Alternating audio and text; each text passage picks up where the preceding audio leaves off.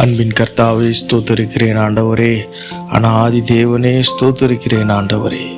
என்றென்றுக்கும் ஸ்தோத்தரிக்கப்படத்தக்கவரே ஸ்தோத்தரிக்கிறேன் ஆண்டவரே. அன்பின் பிதாவே ஸ்தோத்தரிக்கிறேன் ஆண்டவரே. தலைமுறை தலைமுறையாய் எங்களை பாதுகாப்பவரே ஸ்தோத்தரிக்கிறேன் ஆண்டவரே. எல்லா ஜாதிகளுக்கும் கர்த்தாவே எங்களை விலக்கி உம்முடைய அன்பிலே அரவணைத்து கர்த்தர் தாமே எங்களை அவருடைய பிள்ளையாய் ஏற்றுக்கொண்டமைக்காக ஸ்தோத்தரிக்கிறேன் கர்த்தாவே. அன்பின் தகப்பனே, இந்த நாளை கர்த்தாவே எனக்கு கொடுத்தமைக்காக நன்றி ஆண்டவரே. உம்முடைய வேதத்தையும் உம்முடைய வேதத்தின் ரகசியத்தையும் கர்த்தாவே எனக்கு வெளிப்படுத்துவீராக ஆண்டவரே. உம்முடைய தயவினால் கர்த்தாவே ஒவ்வொரு நாளையும் எனக்கு ஆண்டவரை கடந்து வர செய்யும் என் தேவனுக்கு நன்றி செலுத்துகிறேன் ஆண்டவரை. ஸ்தோத்தரிக்கிறேன் கர்த்தாவே. நீரே பொறுப்பெடுத்து நடத்துவீராக. இயேசுவின் நாமத்தில் வேண்டுகிறேன் அன்பின் பிதாவே, ஆமென். அன்பின் பிரியமானவர்களே, இன்னைக்கு நம்ம எடுத்துக்கொள்ள போற வேத பகுதி பரிசுத்த வேதாகமத்துல ஆதியாகமம் 20ஆம் அதிகாரம். ஆபிரகாம் அவ்விடம் விட்டு தென் தேசத்துக்கு பிரயாணம் பண்ணி காதேசுக்கும் சூருக்கும் நடுவாக குடியேறி கேராரிலே தங்கினான். அங்கே ஆபிரகாம் தன் மனைவியாகிய சாராளை தன் சகோதரி என்று சொன்னதினாலே கேராரின் ராஜாவாகிய அபிமெல்லேக்கு ஆள் அனுப்பி சாராளை அழைப்பித்தான். தேவன் இரவிலே அபிமெல்லேக்கு சொப்பனத்திலே தோன்றி, நீ அழைப்பித்த ஸ்திரீயின் நிமித்தம் நீ செத்தாய், அவள் ஒருவனுடைய மனைவியாய் இருக்கிறாளே என்றார். அபிமெல்லேக்கு அவளை சேராதிருந்தான். ஆகையால் அவன், ஆண்டவரே, நீதியுள்ள ஜனங்களை அழிப்பீரோ? இவள் தன் சகோதரி என்று அவன் என்னோட சொல்லவில்லையா? அவன் தன் சகோதரன் என்று இவளும் சொன்னாலே, உத்தம இருதயத்தோடும் சுத்தமான கைகளோடும் இதை செய்தேன் என்று சொன்னான். அப்பொழுது தேவன், உத்தம இருதயத்தோடே நீ ஸ்தோத்திரம். அப்பொழுது தேவன், உத்தம இருதயத்தோடே நீ இதை செய்தாய் என்று நான் அறிந்திருக்கிறேன். நீ எனக்கு விரோதமாய் பாவம் செய்யாதபடிக்கு உன்னை தடுத்தேன். ஆகையால் நீ அவளை தொட நான் உனக்கு இடம் கொடுக்கவில்லை. ஸ்தோத்திரம். அன்பின் பிரியமானவர்களே, இங்க திருப்பி ஒரு சம்பவம் நடக்குது. ஆபிரகாம் அவன் வீட்டை விட்டு தென் தேசத்துக்கு பிரயாணம் பண்ணி டிராவல் பண்ணி காதேஸ் என்ற ஊருக்கு நடுவா குடியேறி அங்கே போய் தங்குறான். அங்கேயும் அங்கே இருக்கக்கூடிய ஒரு ராஜா, அங்கே ஆபிரகாம் தன் மனைவிய சாராளை சகோதரின்னு சொல்லி கேராரின் ராஜாவாகிய அபிமெல்லேக்கு அவன் என்ன பண்ணுறான், இங்கே அழகான ஸ்திரீகள் எல்லாமே ராஜா யாரையாவது பார்த்தா கல்யாணம் பண்ணிப்பாங்க, இல்லை அவங்க வீட்டிலேயே வச்சுப்பாங்க, மறுமனையாட்டியாக வச்சுப்பாங்க. இது அந்த காலத்து வழக்கம். அதனால கூட இருக்கிறவங்களையும் கொன்னுடுவாங்க அவங்க அழகான பெண்களாக இருந்தால்.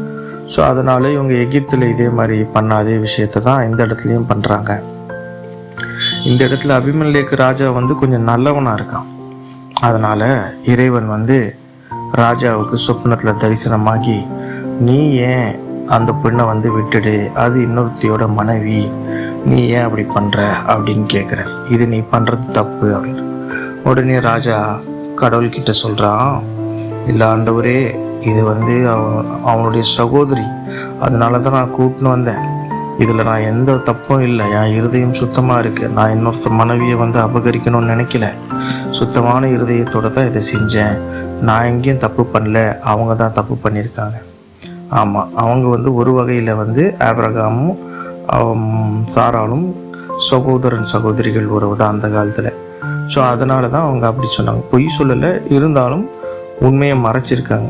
அப்படி இருந்தாலும் இறைவன் என்ன சொல்கிறாரு திருப்பி அவங்கிட்ட, தம்பி, நீ உத்தமந்தான், நீ சுத்தமான இருதயத்தோட தான் பண்ண, இருந்தாலும் நீ எனக்கு எதிராக நீ தப்பு பண்ணிடக்கூடாதுன்றதுக்காக தான் நான் உன்னை தடுக்கிறேன். அவன் என்னுடைய மகன். ஆபிரகாமின் மேலே நீ கை வைக்காத, அவன் மனைவியின் மேலே கை வைக்காதன்னு சொல்லி அவருக்கு ஒரு வார்னிங்கை கொடுக்குறார். அப்படி மீறி பண்ணினா நீ செத்த அப்படின்னு சொல்றார். அந்த மனுஷனுடைய மனைவியை அவனிடத்தில் அனுப்பிவிடு, அவன் ஒரு தீர்க்கதரிசி, நீ பிழைக்கும்படிக்கு அவன் உனக்காக வேண்டுதல் செய்வான். நீ அவனை அனுப்பிவிடாதிருந்தால் நீயும் உன்னை சேர்ந்த யாவரும்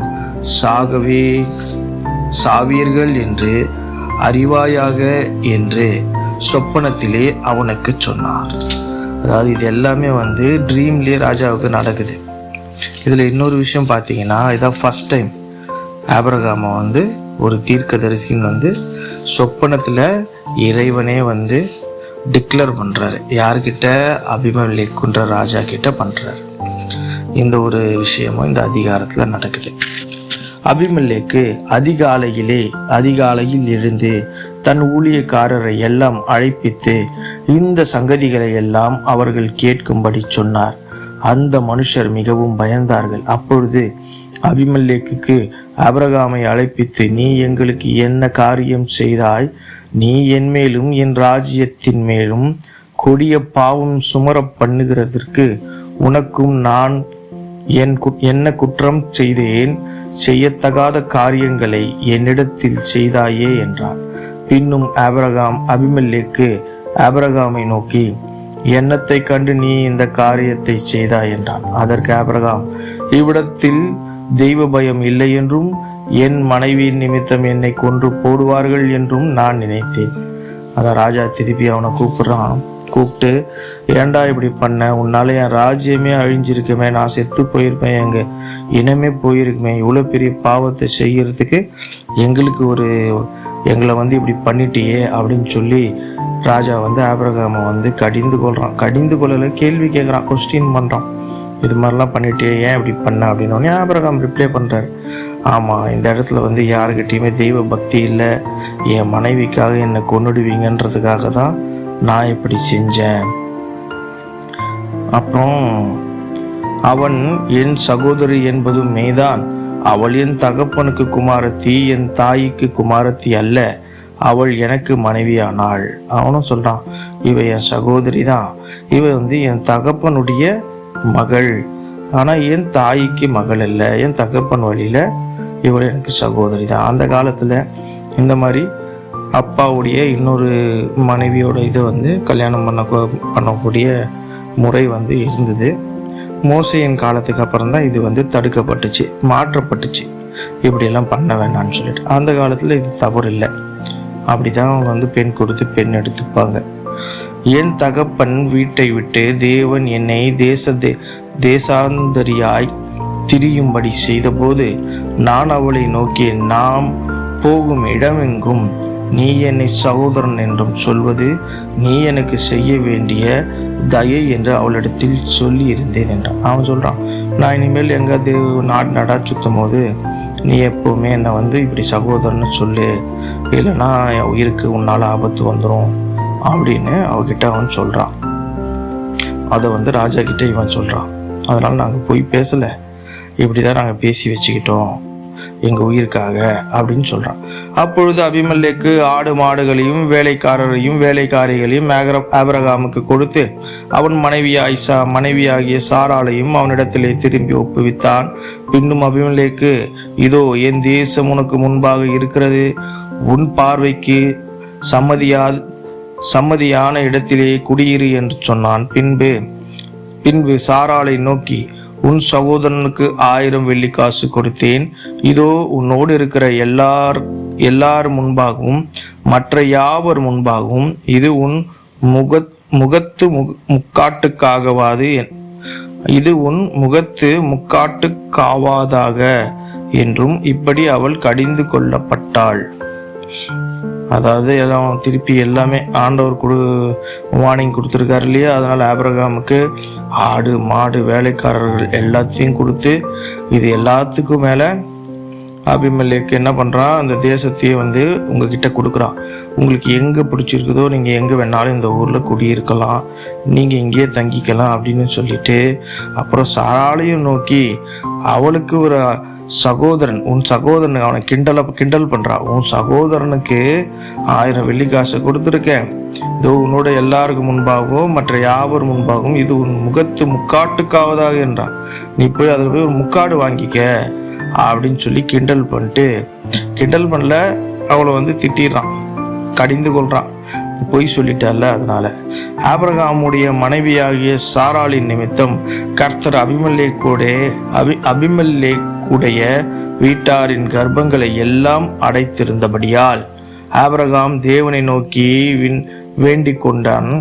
அப்பொழுது தேவன் அபிமெலேக்கையும் அவன் மனைவியையும் அவன் வேலைக்காரர்களையும் குணமாக்கி பிள்ளை பெறும்படி அனுக்கிரகம் பண்ணினார். அதாவது தேவன் பழைய இதே அதிகாரத்தில் என்ன சொல்றோம், சொப்னத்தில் அவருக்கு சொல்லியிருப்பாரு, நீ ஆபிரகாம் கிட்ட அவன் ஒரு தீர்க்கதரிசி, அவனை உனக்காக வேண்டுதல் பண்ண சொல்லு, அவன் உனக்காக ஜெபம் பண்ணுவான், நீ நல்லா இருப்ப அப்படின்னு சொல்லியிருப்பார்.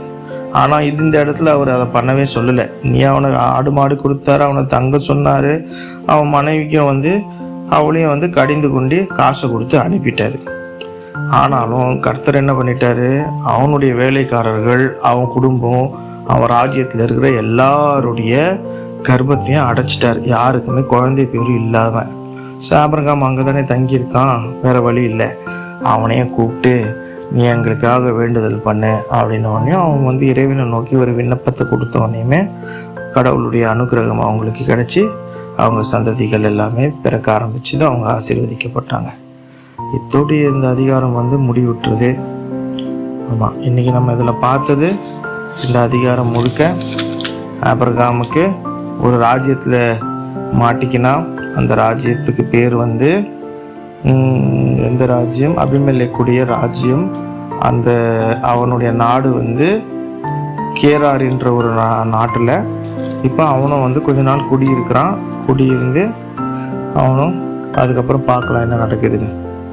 ஸ்தோத்திரம். அதிகாரம் முடிவுற்றது. ஆமேன்.